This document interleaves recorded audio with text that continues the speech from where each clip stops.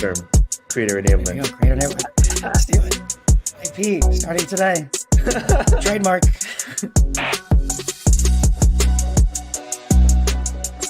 I think that is the way that you diversify risk. Because And how do I do it in a way that honors the investment of blood, sweat, and tears? Are we considered geriatric millennials? Is that what we You are? know what? Legacy building mode, right? Like what?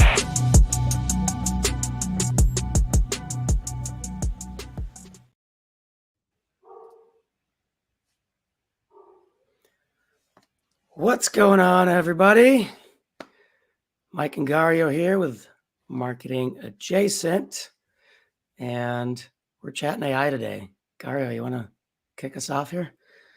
Yeah, I gotta say, man, this idea of simulcasting across like 4 different platforms is actually pretty wild. But I digress. The way that we're kicking this off is framed. The framing is the writer strike, right? So I think when we've had the conversation about AI in the past, you and I, right? We've been at this a lot longer than the general population, especially like the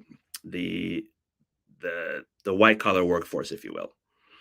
And I think the writer strike brought a lot of the questions and anxiety around it to the forefront, right? Because people for the first time could see it directly impacting things beyond just the theory of it, right? Their favorite TV show got canceled or paused.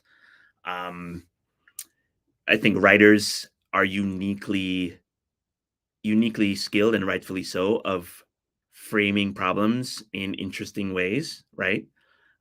So a lot of the narrative surrounding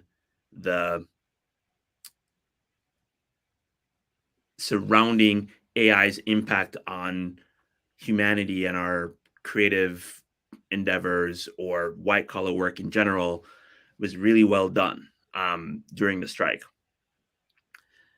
And obviously there's the whole, labor versus capital, issue, right? So when the writer strike ended, I think and people started to read the terms that they had, a lot of people went directly to the compensation piece of it, right? Like, what are they actually getting in terms of pay? And that's a whole different debate. Scott Galloway has a lot of thoughts on that. But the other part that they talked about was the concessions that they got from AI, right? And the article that sparked this, that we are going to throw in the show notes, worth checking out, pointed out that what happened with the actor strike or the writer strike is going to start impacting the business world, right? Just in general. And I took some notes here around the things that are worth kind of exploring. So the first is, who owns the intellectual property, right? Like, it's my idea as a writer. What does that mean in terms of a studio's ability to take my work and monetize it in ways that I did not give permission to? So that's one, right? The second thing was they tried to get concessions around, they didn't want the studios using it without their permission, but they also wanted the ability to use it in their work, right? So writers wanted the ability to use it, but didn't want the studios taking the raw material, feeding it into AI, and then giving it back to them to edit, and compensating them for editing, not for the work. So they put a bunch of concessions in there around that. The The third thing that's interesting is how they framed it as writers need to learn how to use the tool and treat it as a tool, and the work product that of their using it is still what they should be compensated for, right? So the whole workflow around compensation for knowledge work completely gets upended, right? So I think that might be a good place to kind of set the stage for that is, the in a as white collar workers or knowledge workers, if we do think about it as a tool, how should we be thinking about approaching leveraging it for work going forward? And yeah, I don't think they have a very clear answer around it. And I think that might be a good place to kick it off. Like, what is with AI here to stay? Because nobody can put their head in the sand anymore and go, okay, this thing's not is not going to affect me and my work. But then the question then becomes, how do you use it and still use it to enhance the work that you produce and not have it replace you? So with that stage, your thoughts? I've got a lot of thoughts. I think it's definitely can't put the head in the sand. I mean, there's been a bunch of stuff that's come out recently, right? I think it was it the McKinsey study where they showed a clear improvement in efficiency with people who didn't versus didn't use it. That's when I think that was across their entire organization, right? So that's all of, I think it was McKinsey. We'll need to double check that. Across all their knowledge work or whatnot. And I don't remember what their sample size was and all that jazz. There's there's a bunch of articles and stuff that's come out on coding in terms of engineers being able to put out more lines of code and cleaner lines of code with versus without, all this kind of stuff. So I haven't seen any quantitative stuff about writers or creators or whatnot. I'm sure there's probably something out there. But the point is yeah, you definitely, like, if you're a knowledge worker, you can't put your head in the sand and think this is not going to impact you somehow. I like your model of looking at it as a thought partner. Personally, I every time we've talked about it, I come back to that I like that framing of it. But the thing I come back to pretty consistently when I think about this is, where's the value, and is the efficiency gain actually worth it? So, and this is, I'd love to hear from, there's a couple people watching live. I mean, feel free to pop your comments once I say it, if you're watching after the fact too, but like, let's say that this allows writers, and let's take that example, so that's where we started, to be more efficient. Okay. And one potential output of that is we have less expensive shows and movies and whatever, which in theory would mean that we can produce, not we, but the Hollywood we can produce more content. Do we really need more content? I don't know. Like, is that actually a net positive for the market? Like, do we really need it? I mean, and the model I'm looking at it in is like, if you look at social content as a proxy for this, like creator content, I mean, the deluge of stuff out there is just nuts right now. It's only going to get worse. The noise is increasing by the minute, probably. And you can make the argument that overall this is maybe raising the bar over time, right? Or raising the quality bar because it's so easy to come in. But is it really doing that enough? And if so, is this really a net positive for us? And that's the part where I don't know. Like, I'm thinking simply of like basic, macroeconomic theory of supply and demand. If all this does is increase the supply, then the price in theory goes down for the thing. Do we really need that? I don't know. Like, I'm struggling with that because then this gets us into this, content wise, into this whole thing of ad supported models and et cetera, et cetera. So what are people actually paying? I think actually next week we'll do an episode on the ad supported models. A lot of interesting stuff happening there, but like, what are people actually paying for, and is it worthwhile? Like that's the part I struggle with. I don't know that I have an answer, honestly. Like, and this is coming from like, are we using this in our consulting practice? Yeah, we are. And, I think we talked about it last time around in terms of how we're using it. And actually, maybe even more specifically, let's look at marketers and content creators that create content, not for themselves for a living necessarily even, but for other people. So let's talk about podcast agencies. Okay. This makes podcast production much faster, and it's only going to improve. So then the value of the production itself decreases because anybody can do it over time, right? With the help of AI. So then we end up with even more podcasts than we have right now. At what point does that oversaturation decrease the value of each incremental podcast in marketing, right? And what, like, does that just go away because of that, right? Because there is this, very clear inverse relationship between saturation and effectiveness. So as whatever, and this is for anything, like if this increases social content, the effectiveness of each individual social post decreases.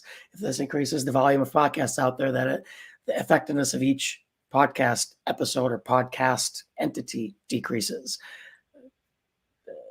Videos, images, et cetera, et cetera, et cetera, right? So does this just turn into the race to the bottom for this kind of thing? And is this not where the value really lies? I answered your question with a question. Yeah. And I think that question of, is it valuable, I think is the one that we make a lot of sense to spend some time unpacking, because, when you look at, if you break down the cost of the production of a show, right? Let's just use the writers as an example, and then I'll bring it back to like sales. The time that's spent for a writer is they're sitting in a room and they're ideating, they're bouncing ideas off each other, right? And they're trying to come up with interesting concepts and so on. But there's still an opportunity cost of sitting down in that room, locked away, and not out experiencing the world, getting new ideas as inputs to come in, right? So if we think about it through the lens of what I say, of time spent in each phase of the creative process, then I think the ability to, and again, I'm totally making this up here, but you have 4 writers, right? And they're sitting in a room and they are engaging, bouncing ideas off each other.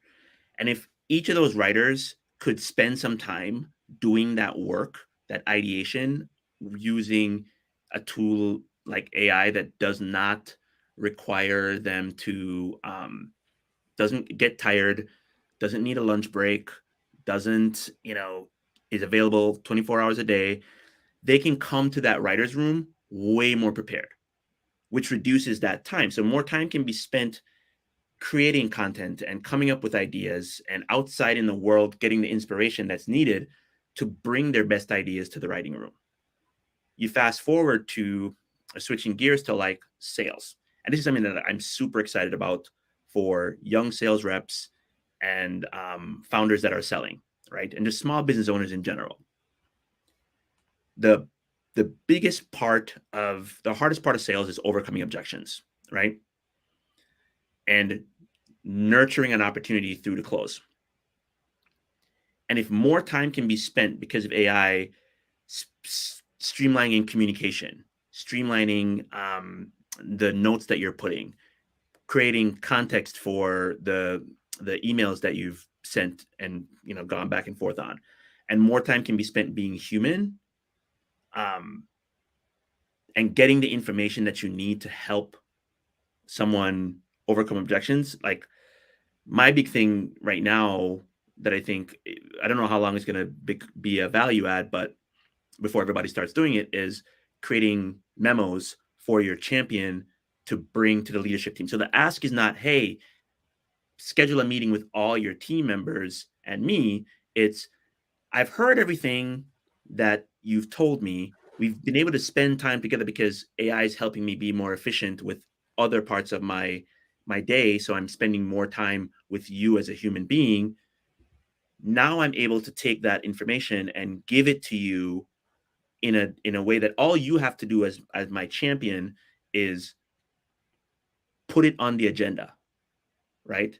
And I can then take all the conversations we've had and give you, I like the Amazon 6-page framework as the memo format, but now AI can help me write that memo. But the input for that information has to come from me as a human being, and has to come from conversations I've had with that person, knowing that the CFO would rather bring it in-house. So we got to address that in here. The marketing person is going to feel threatened by, if we come in and say this. So that's not what you're trying to do. So let's make sure that we, make that clear. There's a cost of working with us versus somebody else. Let's make sure that we help them understand what that looks like. So you're able to frame the debate that's taking place in that meeting. AI is giving you the time to do the work to make that content that's being created way more effective. And I think that that's the way people need to start thinking about it. Is it's a tool that can be used to make the process better, but in order to do that, you have to deconstruct the process and figure out where the value in the whole value chain really lies and optimize for that. Yes, there's actually a good comment that came in. I'll put it up here. We're pretty much talking about what does AI do, right? I think what you're describing, and this is why I like your model or your framing of it as a thought partner. And where I struggle is, like, I agree with you to a certain extent, where, like, let's take the podcasting example I was talking about. In theory, you can make the argument, if you can remove the need and decrease the cost of production, that means that you can spend more time on the strategy and the activation and the use of the asset, right? And you can make that better. On the flip side of that, though, is some people are going to follow the quality path. Some people will follow, well, I can just do more now. And the question for me becomes, like, depending on where it's being used and for what, there is a natural, I think, limit to how much of a thing is needed, right? They get content is one, widgets is another, whatever, right? Like, whatever. I'm trying to think of an example that's, at some point, like, I mean, look at fast fashion as an example, right? There's a reason why were probably still are in hot water around, burning excess inventory and stuff, because it's cheaper to burn it than to keep it, right? And just write it off. So there's only so much clothing that the world ever needs based on the population. I don't know that the answer is any different to a certain extent when it comes to content. The question kind of becomes, well, can you always get better? And I have to assume that there's a limit to the better at some point. So like, okay, how far does this take us, and what's the value? I guess is what I keep coming back to. But at the same time, I do agree that I think that the right move is using it to elevate the work being done. So spending more time on that higher level human work that, at least as of right now, for the reason that Edward just mentioned, is not really where it's at, right? Because it's not creating net new ideas per se. It's combining existing stuff into a new amalgamation potential, where it's predicting what the next thing is, really, right? It's a giant prediction machine. So, yeah, I don't know that we answered the question, but my whole thing is like, still like how valuable is it, and where that value is. Yeah, I think, I like the Eddie's point here of like, it's a tool to add to the communicator's toolbox, right? So if you're a writer, and there's a guy, David Perel, I think I'll see if I can find his thing. But he was talking with Mark Andreessen. So he has a podcast that's about how writers write. And it was interesting to hear. He's interviewed a bunch of different writers, prolific writers, and it's about their process, right?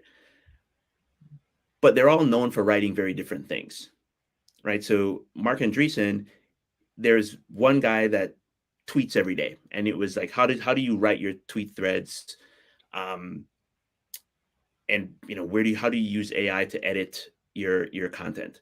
But it's still his ideas, and he's doing tweet threads.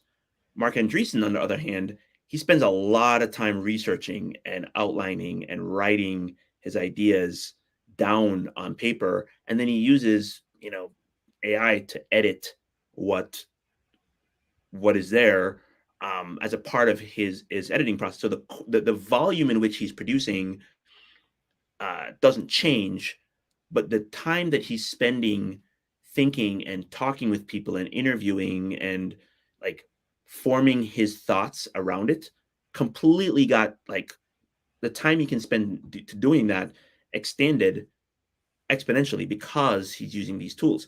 It's the same like and he gave this example in his talk: audiobooks versus regular books, right? So if you're reading a regular book, and in air quotes regular book, you have to carve out the time, block the time off, and you maybe can read in an hour increments once a week to really sit down, open a book, crack it open, and actually like thumb through it. If you think about it on the flip side, where it's an audiobook, like I listen to books like 1.5 speed, and I probably listen to the same book like 3 or 4 times before I fully form an opinion about the book, right? There's no way, like running a business, being a parent, and trying to be a present partner to my wife, there's no way I could have read that many books. But now the ideas, which is the point of reading the books, I now have those insights and those ideas. So it's kind of the same thing, right? Like it's like email. Yeah, I could write a a penned memo to you and send it, and wait for you to receive it and pen a response back and have it come back to me via carrier pigeon, or we can go back and forth via text message, right, or via email. But So how cool again, would it be to have a carrier pigeon deliver something to your door today? I honestly like it's funny when I said it, I'm like, what's the old school way of email? It's like carrier pigeon.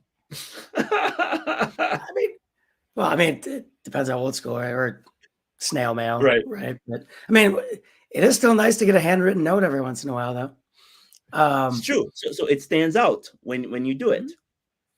Oh, So there's, I mean, here's the interesting. So Eddie's really engaged here. So you got your analogy you threw out at, you can build a house with nails, but it goes faster with a nail gun. yep. I agree. However, I don't love the analogy. Here's why. Also, Because we all at least in America, I don't know enough about other parts of the world, to be honest, but I'd be willing to bet other parts of the world too. We have a housing shortage and homes are too damn expensive, right? So anything we can do to bring the costs down is a good thing. Obviously, nail guns are not really what we're talking about. It's like 3D printed homes or whatever, all this kind of stuff. I think that if you look at basic macroeconomic principles, there's still plenty of supply to be had if we can make it, especially and bring the price down.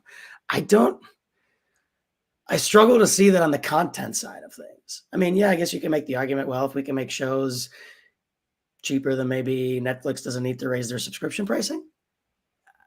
Maybe. I don't know that really solves it, because I don't know that makes enough of a difference in the model. Maybe it does. I don't know. But because I don't know. Not the writing, maybe. Maybe I'm wrong. I don't know, Garrio, it seems like you might disagree with me. Well, it's not that I disagree. I'm thinking of like, so I just really like the analogy of the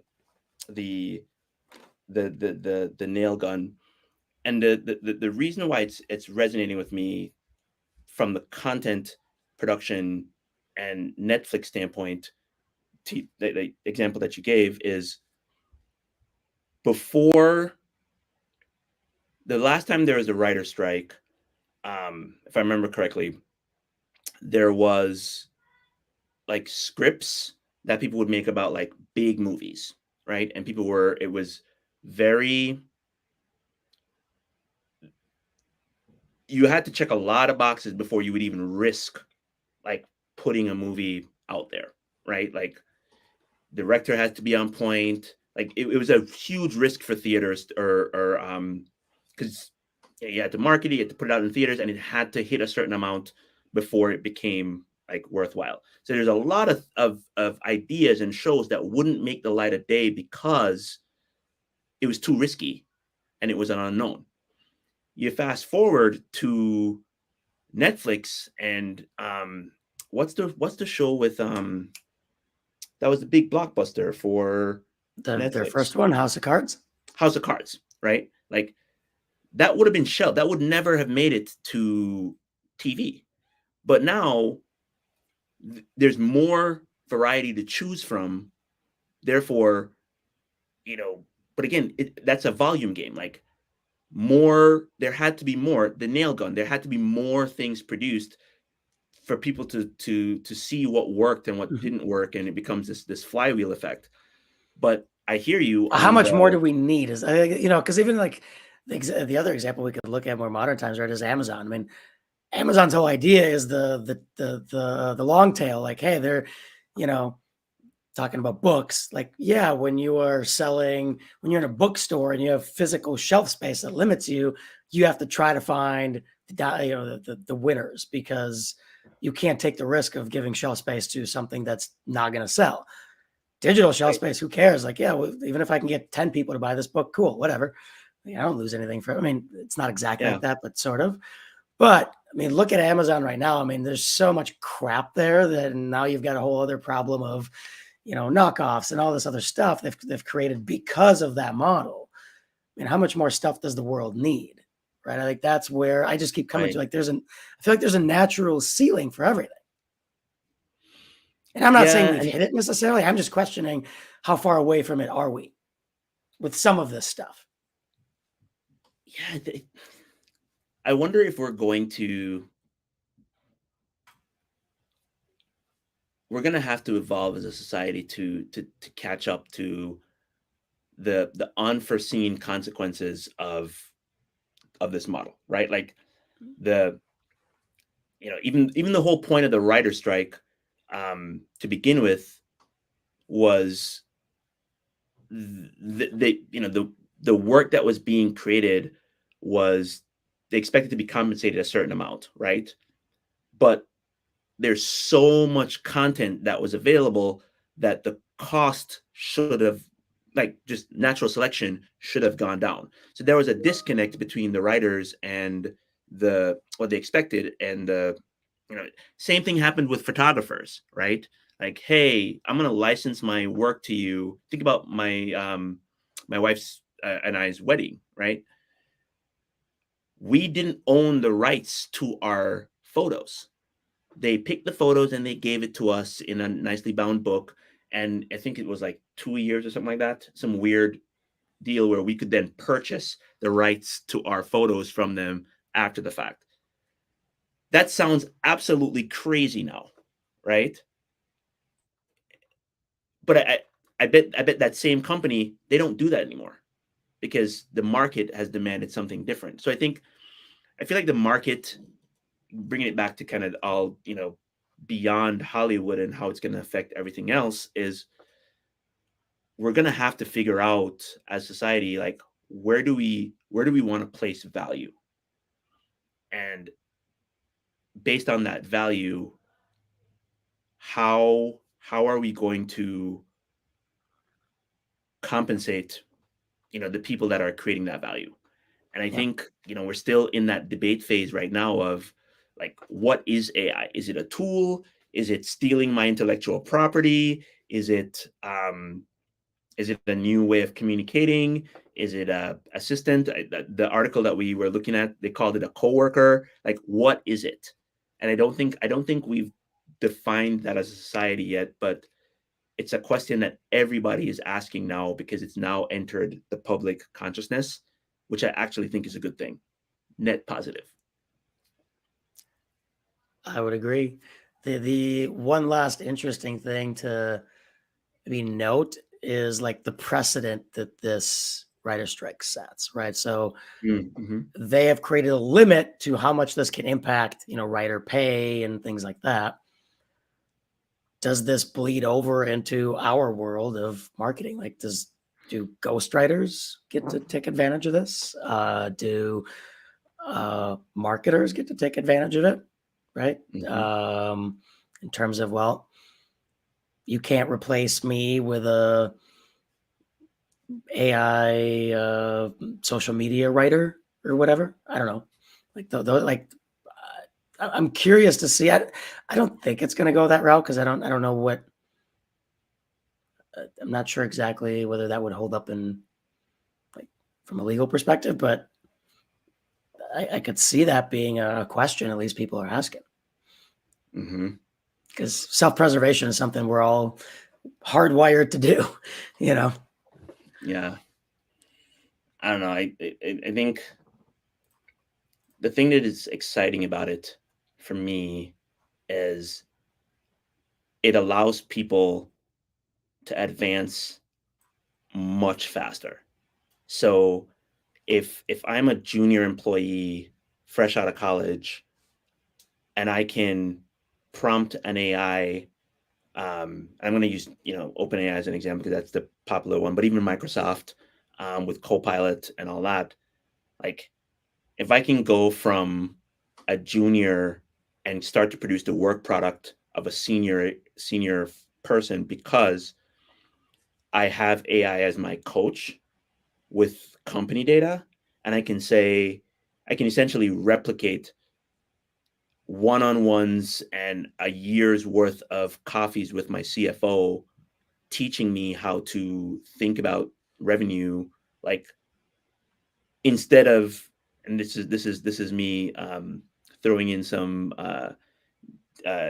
geriatric millennial shade at the Gen Zs among us here.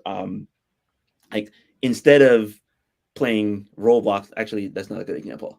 But anyway, whatever the kids do these days, if I'm spending time doing leveraging and learning,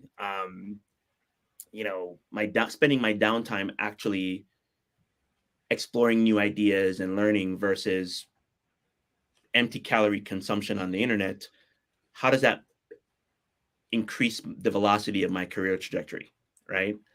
And I think about what that means for people who choose the traditional career path, but startup founders, right? Like, if you can accelerate your path to profitability, basically coach yourself to a certain degree, right? To becoming a 10x founder, like that's a pretty big deal. So again, I don't know where it's going to net out, but I think it's going to be net positive if we're intentional about, to your point, like there is parts of it that's just pointless, right? Auto-generating mass email marketing, that's a net negative, right? That's not helping anyone.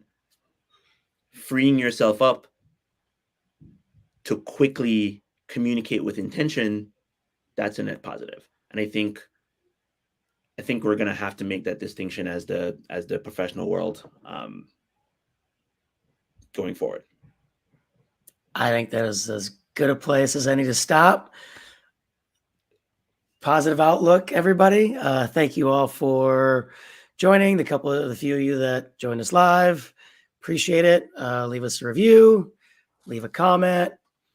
All the regular iTunes and Spotify and YouTube channels and LinkedIn, etc. So other than that, we'll see you all next week. And actually, I think we've got our topic picked out, which is we'll talk about ad-supported models unless something else more interesting comes up. Yeah. All right. Cool. We'll see y'all next week. I feel like we should do more of these.